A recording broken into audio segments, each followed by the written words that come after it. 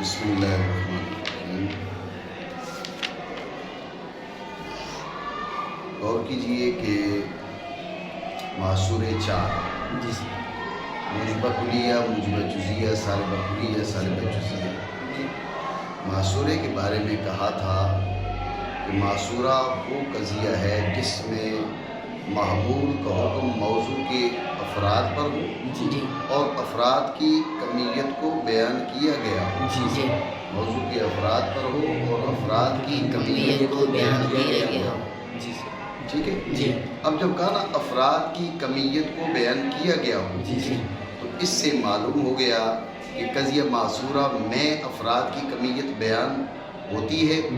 لازمی بات ہے، کوئی لفظ ہوگا، کوئی کلمہ ہوگا جس کے ذریعے وہ کمیت بیان، کمیت مقدار، ٹھیک ہے نا. تو افراد کی کمیت اور مقدار جو بیان کی گئی ہے وہ کیسے بیان کی گئی؟ جی ذہن میں رکھیں، ما بہل بیان، ما بہی بیان و کمیت الافراد، اسے بولتے ہیں سور. سمجھے؟ ما بہی بیان و کمیت الافراد، اسے بولتے ہیں سور. بات ہے یہ ذہن میں نہیں؟ غور کریں، اسے سور کیوں بولتے ہیں؟ اب یہ ذہن میں رکھیں کہ اصطلاحی جو الفاظ ہیں وہ لغت سے ہی ماخوذ ہوتے ہیں کسی مناسبت سے. جیسے آپ نے ابتدا میں پڑھا مقدمہ، ٹھیک ہے. یہ مقدمہ کے بارے میں کئی کتابوں والوں نے ذکر کی ہے. بھائی مقدمہ ماخوذ ہے مقدمۃ الجیش سے. مقدمۃ الجیش، ہراول دستہ. تو ہراول دستہ جو ہے اسے مقدمہ کہا جاتا ہے، اس مناسبت سے اسے مقدمہ کہہ دیا گیا. بات آئی ذہن؟ تو اسے سور کیوں کہا جاتا ہے؟ یہ ماخوذ ہے سور البلد سے. سور البلد یہ اب تو شہر بہت زیادہ پھیل گئے ہیں، جس وجہ سے شہروں کو دیوار کے اندر جو ہے وہ بند کرنا دشوار ہو گیا ہے. ورنہ پہلے شہروں کے گرد دیوار کھینچی جاتی تھی. شہر پناہ، ٹھیک ہے نا، شہر پناہ.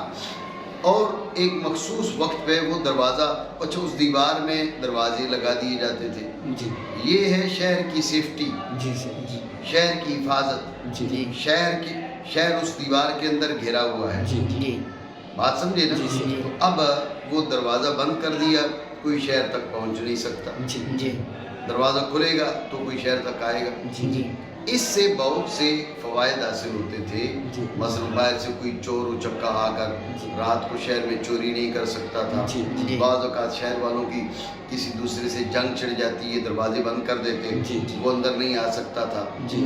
بڑی بڑی دیواریں کھینچ دی جاتی تھی.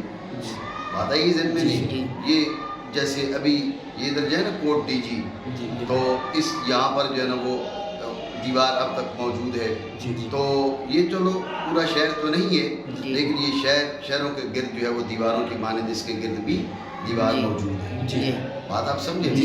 تو یہ تھی سور البلد، وہ دیوار جو شہر کے گرد کھینچی جاتی تھی. وہ دیوار شہر کا احاطہ کی ہوتی تھی. ان الفاظ پہ توجہ کرو. وہ دیوار شہر کا احاطہ کی ہوتی تھی، شہر کا گھیراؤ کی ہوتی تھی. وہاں سے یہ لفظ پکڑا سور. یہ موضوع کے افراد کا گھیراؤ کی ہوتا ہے یہ لفظ.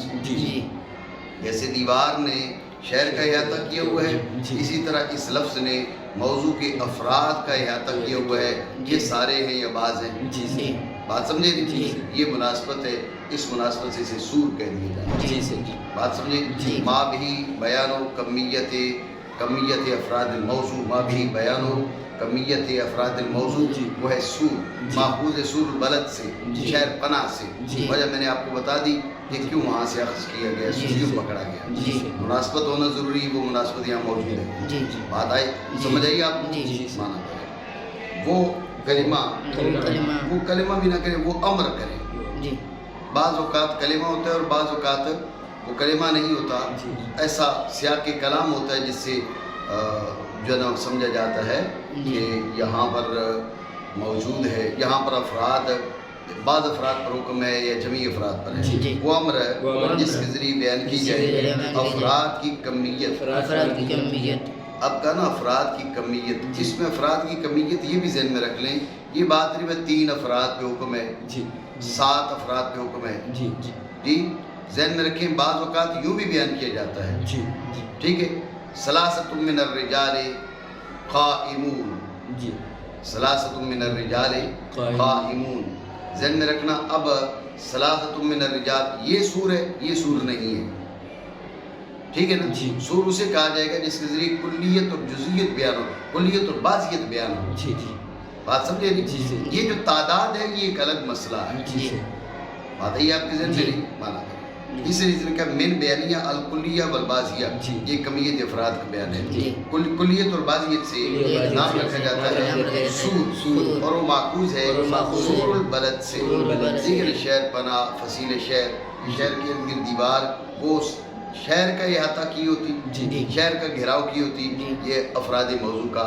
گھیراؤ کی ہوتا ہے، بات سمجھے نہیں، اب قضیے ہیں 4، موجبہ کلیہ، سالبہ کلیہ، موجبہ جزئیہ، سالبہ جزئیہ، تو موجبہ کلیہ کا سور کیا ہے پہلے وہ بتاتے ہیں، لفظ کل عربی زبان میں، عربی زبان میں لفظ کل اور لام استغراق، ان الانسان لفی خسر، ان الانسان، الانسان علیہ السلام برائے استغراق، سارے کے سارے انسان، الا الذین سے استثناء ہے نا جی، ایمان والے مستثناء ہیں، اور استثناء تب ہوگا جب پہلے داخل ہوں گے، بات ہے یہ نہیں ذہن، تو اب ان الانسان لفی خسر، اب یہاں پر یہ نہیں کہا ان کل انسان، یہ نہیں کہا الانسان کا علیہ السلام برائے استغراق، یہ موجبہ کلیہ، بات سمجھے، اور کل انسان حیوان، کل انسان حیوان، یہ کہ کل انسان حیوان ناطق، یہ کہ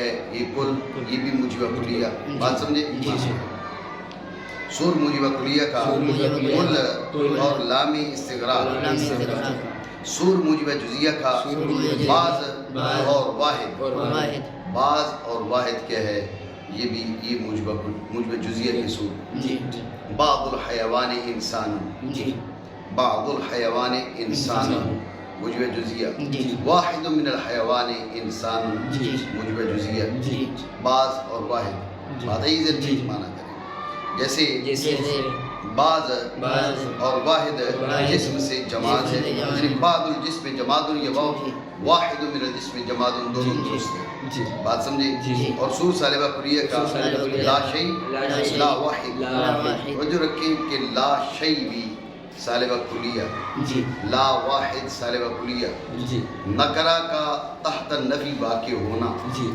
سالبہ کلیہ، بات سمجھے، لا شیء من الانسان بحجر، کوئی انسان پتھر نہیں، لا شیء من الانسان بحجر، لا شیء سالبہ کلیہ، لا واحد من الانسان بحجر، جی سالبہ کلیہ، اب سمجھ رہے بات، غور کریں، اسی طرح نکرہ ہو اور نفی کے تحت واقع ہو، وما من دابۃ فی الارض الا علی اللہ رزقها، وما من دابہ، دابہ نکرہ نہیں ہے، نکرہ ہے نا، اور مان نافیہ ہے، نکرہ نفی کے تحت واقع ہے، سالبہ کلیہ، یعنی زمین میں کوئی بھی چلنے والی چیز نہیں، کوئی بھی ایسی نہیں ہے جس کا رزق اللہ جل وعلا نے اپنے ذمہ کرم پہ نہ لیا ہو، بات سمجھ رہے ہو، تو وما من دابۃ فی الارض الا علی اللہ رزقها،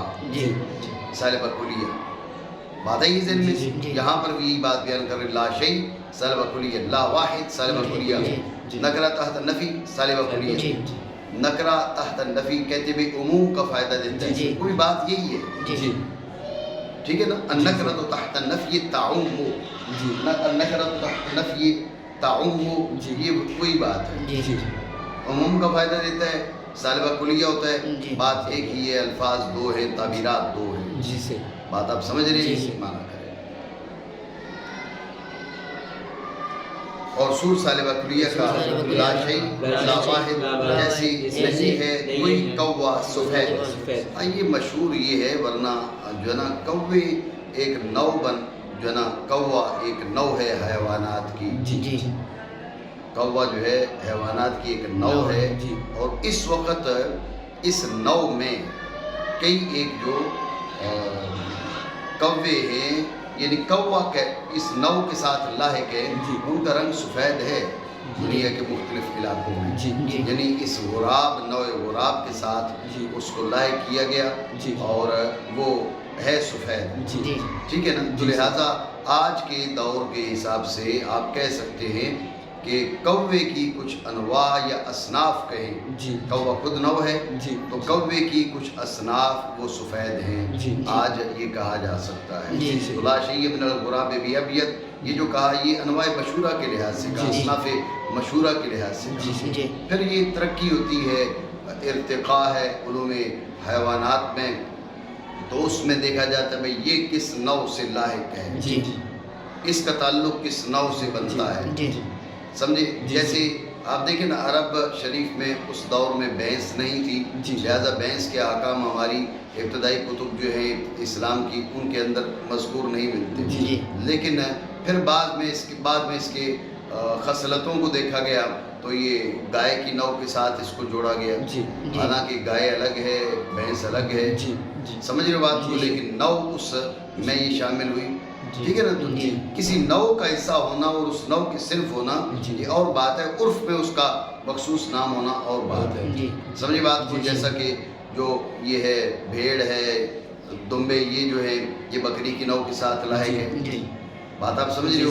اونٹوں کی کئی قسمیں ہیں، 2 کوہان والے اونٹ بھی ہیں، یہ جس طرح کے بھی اونٹ ہیں یہ جو عربی اونٹ ہے انہی کی نو کے ساتھ لاحق ہے، بات ہے ہی نہیں ہے کبوں میں سے کوئی چیز سفید اور نہیں ہے کوئی آگ میں سے کچھ بھی ٹھنڈا، کچھ بھی آگ ہوگی تو ٹھنڈی نہیں ہوگی۔ ہاں یہ بات رب جل وعلا فرمائے آگ کو یا نار کونی بردم و سلامن علی ابراہیم، قادر مطلق ہے، وہ جو چاہے کرے، سمجھے بات؟ ہاں تو یہ اللہ رب العالمین نے یہ معجزہ حضور سید عالم صلی اللہ تعالیٰ علیہ وآلہ وسلم آپ کی امت میں بھی دکھایا۔ ابو مسلم خولانی، ذؤیب بن قلیب، ان کے بارے میں ہماری کتب سیرت کے اندر موجود ہے کہ انہیں جو ہے وہ اسود انسی نے آگ میں ڈالا تھا اور یہ آگ میں ڈالے گئے، آگ ان پر ٹھنڈی ہو گئی۔ تو جب حضور سید عالم صلی اللہ تعالیٰ علیہ وآلہ وسلم کو اس بات کی اطلاع ہوئی تو آپ علیہ وآلہ السلام نے اللہ کی حمد و ثنا کی کہ اللہ رب العالمین نے اس امت میں وہ لوگ بنائے ہیں جن کو اللہ کریم جل وعلا نے وہ انعام دیا جو اللہ کریم نے اپنے خلیل حضرت ابراہیم علیہ السلام کو انعام عطا فرمایا۔ یہ بات ذہن میں رکھیں، اس کا یہ مطلب نہیں ہے کہ غیر نبی کو نبی کے برابر قرار دے دیا گیا، ایسا تھوڑا ہی ہے، نبی کی اپنی شان ہے، مطلب یہ ایک وصف جزئی میں تھوڑا وہ یوں کہا جا سکتا ہے بھئی جو نبی کو فیض ملا اس میں سے کچھ چھینٹے اس غیر نبی کو بھی مل گئے، بس اتنی سی بات ہے، مماثلت نہیں ہے معاذ اللہ میں۔ نبی کی اپنی شان ہے، کوئی بڑے سے بڑا ولی ہو جائے تو نبی کی شان کو نہیں پہنچ سکتا، بات ہے یہ نظر میں۔ اور نکرہ کا واقع ہونا نفی کے نیچے، جیسے نہیں ہے کوئی پانی مگر وہ تر ہے، ما من ما نکرہ اور ما نفی کے تحت واقع، ٹھیک ہے نا؟ سالبہ جزیہ اس کا سور کیا ہے؟ لیس بعض بعض لیس بعض، یعنی بعض پہلے ہو یا بعض پہلے ہو یا بعد میں ہو، ٹھیک ہے نا؟ یہ پہلے ہو یا بعد میں ہو، حرف نفی سے پہلے ہو یا حرف نفی کے بعد ہو، ہر حال میں یہ سالبہ جزیہ بنتا ہے۔ بعض الحیوان لیس بانسان، بعض الحیوان لیس بانسان، لیس بعض الحیوان بانسان، دونوں درست ہے، بعض الحیوان لیس بانسان اور لیس بعض الحیوان بانسان، دونوں صورتوں میں سالبہ جزیہ، ٹھیک ہو گیا؟ اور سور سالبہ جزئیہ کا کئی سباب جیسے حمار کی سلب ہے حیوان کے بعض افراد سے، اور بعض لیسا جیسا کہ تم کہتے ہو بعض فواکے میٹھے نہیں ہیں، یعنی بعض مواجہات میٹھے نہیں ہیں، ایسا ہے، ٹھیک ہے نا؟ تو معنی کیسے کریں گے؟ حلوف کی سلب ہے فواکے کے بعض افراد سے، غور کریں کہ یہاں تک انہوں نے بیان کیے ہیں عربی زبان میں، چونکہ ہماری گفتگو عربی زبان کے لحاظ سے ہو رہی ہے، کتاب عربی زبان میں ہے، علوم اسلامیہ فنون عربی زبان میں ہے، اس لیے یہ گفتگو عربی زبان میں کی۔ اب یہاں سے ایک وام چونکہ ہو سکتا ہے کہ شاید موجبہ کلیہ، موجبہ جزئیہ، سالبہ کلیہ، سالبہ جزئیہ، ان کے جو سور ہیں وہ عربی زبان کے ساتھ شاید خاص ہوں، تو یہ وہم ہو سکتا ہے۔ اس وہم کے ازالہ کے لیے کیا کہا کہ ہر زبان میں سور موجود ہیں، ہر زبان میں سور موجود ہیں، یہ صرف عربی زبان کے ساتھ خاص نہیں ہے۔ سمجھے بات کو؟ تو جو فارسی ہے اس میں لفظ ہر موجود ہے، یہ لفظ ہر اردو میں بھی بولا جاتا ہے، اردو کے اندر بھی موجود ہے، بات سمجھے؟ اور کوئی بات نہیں، جان لو کہ ہر زبان میں سور ہے جو خاص ہے اس زبان کے ساتھ۔ خاص ہونے کی معنی یہ نہیں کہ دوسری زبان میں اس جیسا نہیں پایا جاتا، مطلب ہر زبان میں یہ موجود ہے۔ فارسی میں لفظ ہر سور ہے موجبہ کلیہ کا، جیسے شاعر کا قول ہے، ہر وہ شخص جو حرص بالقید میں پڑا اس نے زندگی کے کھرمن کو، کھلیان، ٹھیک ہے نا، زندگی کے کھلیان کو ہوا میں دے ڈالا، زندگی برباد کر دی، کیونکہ کھلیان کو جب ہوا میں ڈال دو تو ہوا کے ساتھ ان کو کھلیان اڑ جاتا ہے، تو زندگی کے کھلیان اس نے تباہ و برباد کر دیا جب وہ حرص، لالچ، طمع، اس کی قید کا وہ کیا ہو گیا، پابند ہو گیا، اس کا قیدی بن گیا۔ ہر آنکس موجبہ کلیہ۔ آپ سوال کر سکتے ہیں کہ یہ فقط موجبہ کلیہ کا سور بیان کیا، باقی سور بھی تو بیان کرنے چاہیے فارسی زبان کے، یہ سوال کیا جا سکتا ہے۔ تو اس کا جواب یہ ہے کہ یہاں پر چونکہ فارسی میں گفتگو نہیں ہو رہی، گفتگو ہے عربی زبان میں، کتاب ہے عربی زبان میں، اس سے عربی زبان میں موجبہ کلیہ، موجبہ جزئیہ، سالبہ کلیہ، سالبہ جزئیہ، ان کے اسوار بتا دیے، لیکن فارسی میں فقط موجبہ کلیہ کا اس لیے بتایا اس وہم کے ازالہ کے لیے کہ آپ سمجھے شاید یہ سور کا تعلق عربی زبان کے ساتھ ہوتا ہے۔ اس وہم کے ازالہ کے لیے فارسی زبان میں ایک جو معصورہ ہے اس کا سور بتا دیا، وہم کا ازالہ ہو گیا، باقی جو اسوار ہیں ان کو بتانے کی حاجت نہیں ہے، کیوں؟ اس لیے کہ اس میں ہماری گفتگو نہیں ہو رہی۔ ٹھیک ہو گیا؟ آج کافی۔